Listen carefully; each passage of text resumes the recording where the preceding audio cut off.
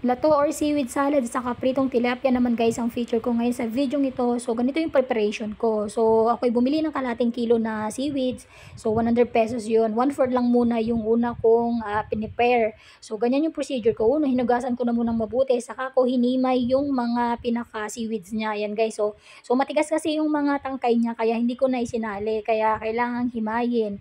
Ayan. So mabusisi yung himayin yan kasi kailangan makuha mo lang yung may mga bilog-bilog niya or sibol ng mga seaweeds. Ayan oh, ang ganda nga niyang tignan. Ayan, so ayan na. So after niyan, ako'y nagpakulo ng tubig, saka ako binantuhan ng mainit na tubig or kumukulong tubig. So ganyan yung paraan ko para ma-disinfect din yung seaweed. Tapos kailangan may prepare na siya kaagad.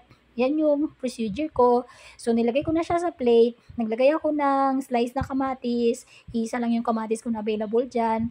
Tapos naglagay din ako ng sibuyas at saka lamang. So kinumay ko na guys ha kasi kami lang din naman yung kakain nito. So okay lang naman.